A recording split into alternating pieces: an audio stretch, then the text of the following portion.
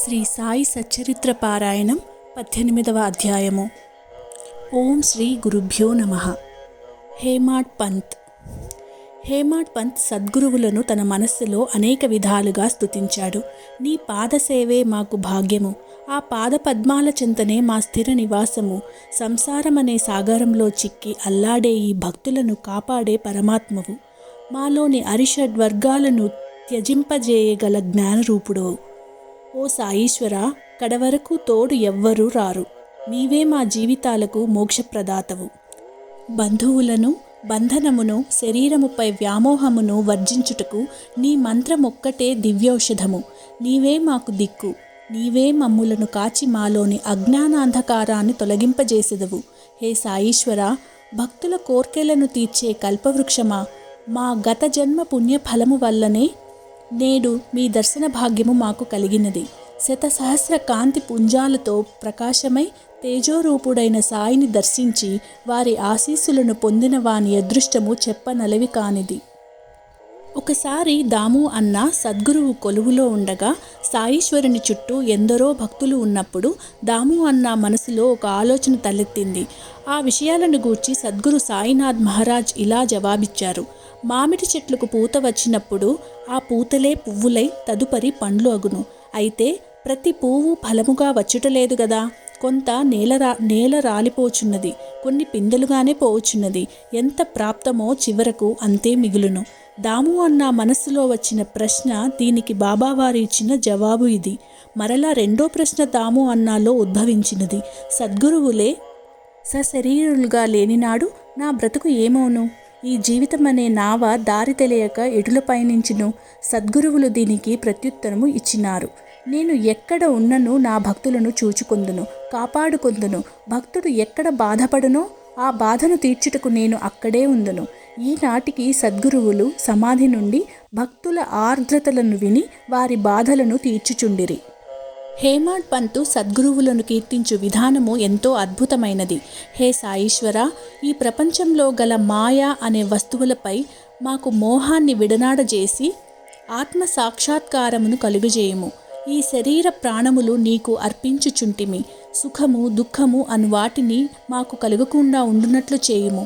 మా కన్నులు నిత్యము నిన్ను చూసి తరించేవిగా వరాన్ని ప్రసాదించుము. ఆ నేత్రాలు నీవిగా ప్రసాదించును. నీ ఇచ్చ ఏదైనా అది మాకు సమ్మతము. హే పరబ్రహ్మ, మా ఆనంద భాష్పములతో నీ పాదములు కడిగెదము. నిర్మలమైన స్వచ్ఛమైన ప్రేమ అనే చందనము నీ శరీరమున అద్దెదము. దృఢమైన విశ్వాసమనే వస్త్రాన్ని నీ శరీరానికి అర్పించెదము. 8 సాత్విక భావాల వంటి పద్మాలను నీకు అర్పించెదను. అచంచలమైన మనస్సును నీపై నిలిపి దానిని నీకు ఫలముగా సమర్పించెదము. భక్తి అనే మొలత్రాడు కట్టెదము. భావం అనే బుక్క నీ శిరస్సుపై జల్లెదము. మా శిరస్సును నీ పాదాంగుష్ఠమునందు నిల్పెదము. వేడి తొలగించేందుకు భక్తి అనే చామరముతో నీ సేవలు చేసుకుందుము. భక్తి పారవశ్యం ఎంత గొప్పది! హేమాడ్ పంత్ యొక్క భక్తి దృఢ విశ్వాసము సద్గురువులపై నిలిపి అర్చించిన తీరు వర్ణనాతీతమైనది. సాయీశ్వరుడు వైద్యనాథుడు. వారి చేతి నుండి తీసుకున్న ఊది సర్వ రోగాలను హరింపజేసి పరిపూర్ణ ఆరోగ్యవంతునిగా చేస్తుంది. వారికి తెలియని మందులు లేవు, వారికి తెలియని చికిత్స లేదు. పూర్వాధ్యాయంలో చెప్పుకున్న విధంగా సాయిబాబా వారి మాటలను ఉల్లంఘించకుండా ఎవరైతే రోగ నివారణకు నియమాలను పాటిస్తారో వారు పరిపూర్ణ ఆరోగ్యవంతులవుతారు. హరిశ్చంద్ర పితళే అను ధనవంతుడు బొంబాయిలో నివసించుచుండెను. అతడి కుమారునకు మూర్ఛరోగమున్నది. ఎన్నో మందులను వాడినా ఫలితము లభించలేదు. దీనికి ఒక్కటే ఔషధము. సాక్షాత్ పరమేశ్వర అంశ అయిన యోగీశ్వరుని శరణుజొచ్చిన గాని ఆ రోగము పోదు.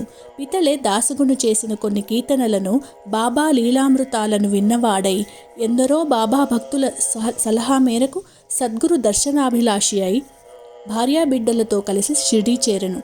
గురువుల వద్దకు వెళ్ళినప్పుడు ఫలమో పుష్పమో తప్పనిసరిగా తీసుకొని వెళ్ళవలను గాని ఖాళీ చేతులతో వెళ్ళరాదు. కావున సద్గురు వాసమైన షిరిడీనాథుని దర్శించుటకు తగిన ఫలములను తీసుకుని వెళ్ళెను. మసీదునకు భార్యాపుత్రులతో కలిసి వెళ్ళి సాష్టాంగ నమస్కారము చేసి బాబా పాదాల వద్ద అతడి పుత్రుని ఉంచెను.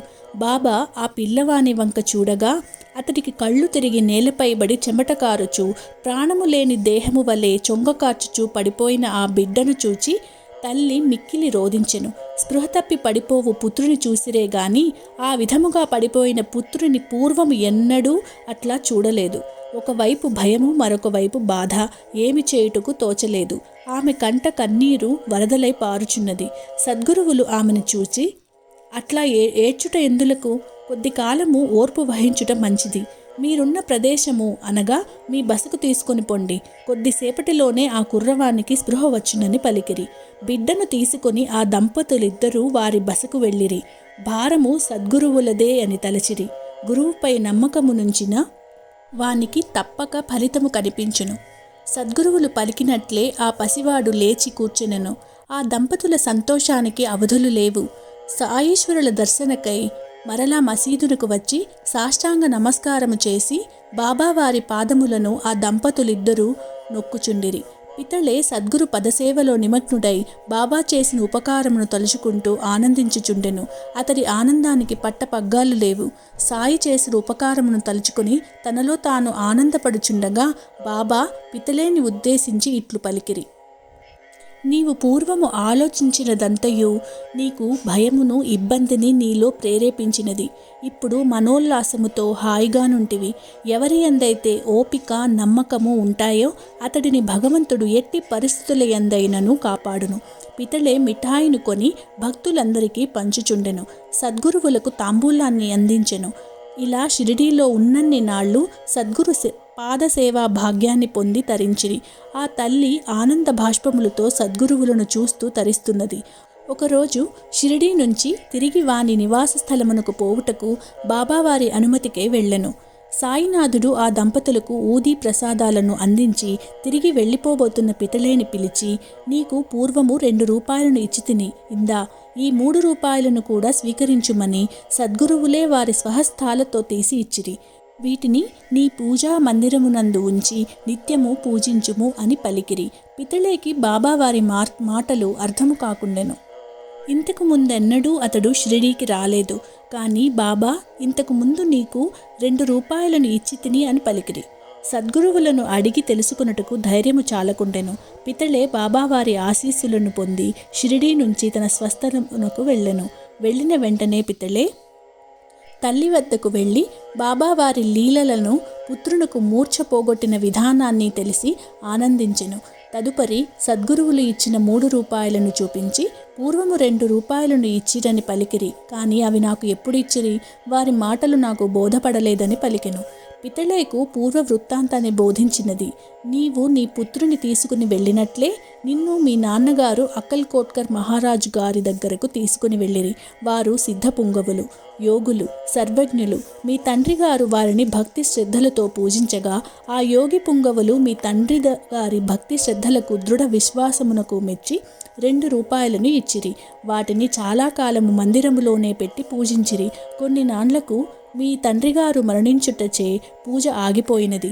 చాలా కాలము ఆ 2 రూపాయలు పూజా మందిరంలోనే ఉన్నవి. తదుపరి అవి కనిపించలేదు.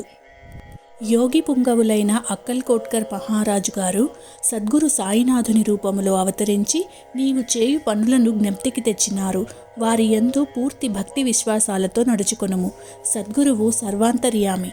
సద్గురు శ్రీ సాయినాథులు ఇచ్చిన 3 రూపాయలను దేవుని మందిరములో పెట్టి పూజించుము. సద్గురువుల యొక్క ఆశీస్సులను పొందుము. నీవు ఎంతో అదృష్టవంతుడు అని తల్లి పితళేకు హితము తెలిపినది. అంబాడేకర్ కళ్ళు తెరిపించుట. పూర్వజన్మలో చేసుకున్న పుణ్యము తిరిగి ఈ జన్మలో సత్ఫలితాన్ని పొందినట్లే పాపమును కూడా అవ్విధముగానే అనుభవించవలయును. ఇది భగవంతుని వాక్యము. ఎవ్వరి పాప పుణ్యాలను బట్టి వారు నడుచుకుందురు. బుద్ధి కర్మానుసారిని అన్న వాక్యము సరియైనది. అది అందరికీ వర్తించును. గోపాల్ నారాయణ అంబాడేకర్ అను వ్యక్తి బాబా భక్తుడు. ఇతడు పూనాలో నివసించుచుండెను. అబ్కారీ శాఖలో 10 సంవత్సరాలు ఉద్యోగము రీత్యా ఠానా, జౌహర్ జిల్లా స్టేట్లలో పనిచేసి ఆ ఉద్యోగమును విడిచిపెట్టి వేరే ఉద్యోగానికై ప్రయత్నించుచుండెను. ఉద్యోగ వేటలోనే 7 సంవత్సరాలు గడిచిపోయినవి. అతడు సద్గురువుకు ఎంత భక్తుడంటే ప్రతి ఏటా షిరిడీ చేరి తన కష్ట నష్టాలను బాబాకు తెలుపుకునేవాడు. 1916వ సంవత్సరంలో అతని జీవన విధానము దుర్భరమై ఇబ్బందులకు గురికాగా షిరిడీలోనే ప్రాణత్యాగమును చేయుటకు నిశ్చయించుకున్నాడు. అంబాడేకర్తో కలిసి అతడి భార్య కూడా షిరిడీలోనే ఉన్నది. షిరిడీలోని దీక్షిత్ వాడాకు ముందున్న ఎడ్లబండి మీద కూర్చుని ఒకనాటి రాత్రి తీవ్రముగా ఆలోచిస్తూ అక్కడున్న ఒక నూతిలోబడి మరణించవలనని నిశ్చయించినాడు. తానొకటి తలచిన దైవము ఇంకొకటి తలుచునన్న రీతి సద్గురువులకు అంబాడేకర్ చేయు ప్రయత్నము ముందుగానే తెలిసినది. సాయీశ్వరులకు తెలియనిదేమున్నది? సద్గురువులు అంబాడేకర్ను సగుణమేర్ నాయకర్ అను భక్తునితో పిలిపించి, అంబాడేకర్, నీవు అకల్కోట్కర్ మహారాజు గారి చరిత్రను చదివితివా అని అడుగుతూ వారి హస్తమునందగల పుస్తకమును తీసి అంబాడేకర్కి ఇచ్చెను. ప్రాణత్యాగమును చేయాలన్న ఆలోచన తనలో పుట్టినప్పుడే బాబావారు గ్రహించిరి. అటువంటి సద్గురువులకు అంబాడేకర్ అకల్కోట్కర్ మహారాజు వారి చరిత్ర చదివి ఉండడని తెలియను. అందులకే అతడిని పిలిపించిరి. సద్గురువులు ఇచ్చిన పుస్తకమును తీసుకుని శ్రద్ధగా చదవ ప్రారంభించెను. తీసిన మొదటి పేజీలోనే అద్భుతమైన వృత్తాంతము కనిపించినది. అక్కల్కోట్కర్ మహారాజు గారి కాలములో భక్తుడొకడు రోగపీడితుడై బాధపడుచుండెను. ఆ రోగము ఎంత కాలమునకు తగ్గక అతడిలో ఓర్పు నశించి ప్రాణత్యాగం చేయవలనని తలచి ఒకనాడు బావిలో దూకెను. ఆ క్షణమే యోగి మహారాజులైన అక్కల్కోట్కర్ మహారాజు అక్కడకు వచ్చి ఆ రోగిని బావి నుండి తీసి బ్రతికించి ఇట్లనిరి, గత జన్మలో నీవు చేసుకున్న పాపపుణ్యములను ఈ జన్మలో అనుభవించవలెను. అవి పూర్తి కానిచో నీవు తలపెట్టు ఈ కార్యములు నీకు సహకరించవు. ఒకవేళ మరణించినను మరుజన్మ నీకు తప్పనిసరి అయి ఈ పాపపుణ్యాలను పూర్తిగా అనుభవించిన గాని పూర్తి కాదు. గత జన్మలో చేసుకున్న పాపములను ఈ జన్మ చివరి దశ వరకు అనుభవించు ఓర్పు ఎందులకు రాదు? సద్గురువులు అంబాడేకర్ కళ్ళు తెరిపించుటకు, ప్రాణత్యాగ ప్రయత్నమును అతడిలోని ఆలోచన విధానాన్ని మార్చుటకే వారి బోధ ఈ విధముగా తెలియజేసిరి. ఒకవేళ బాబా వారందించిన పుస్తకమును చదవకపోయినచో అంబాడేకర్ గత జన్మ పాపపుణ్యాలను అనుభవించు రీతిలో మరుజన్మకైనను తప్పునది కాదు. సద్గురు శ్రీ సాయినాథులపై అంబాడేకర్ యొక్క భక్తి అధికమైనది. అంబాడేకర్ తండ్రి అకల్కోట్కర్ మహారాజు యొక్క భక్తుడు, తనయుడు కూడా అంతటివాడు కావాలని సద్గురువుల కోరిక. సద్గురువుల ఆశీర్వచన బలముచే జ్యోతిష్య శాస్త్రమును చదివి అందులో నిష్ణాతుడై తాననుకున్న దానికంటే ఎక్కువ ఫలితమును అతని జీవితంలో పొందగలిగెను. సద్గురువుల ఆశీస్సులే భక్తుని జీవితమును ముందుకు నడిపించును. ఓం శ్రీ గురుభ్యో నమః.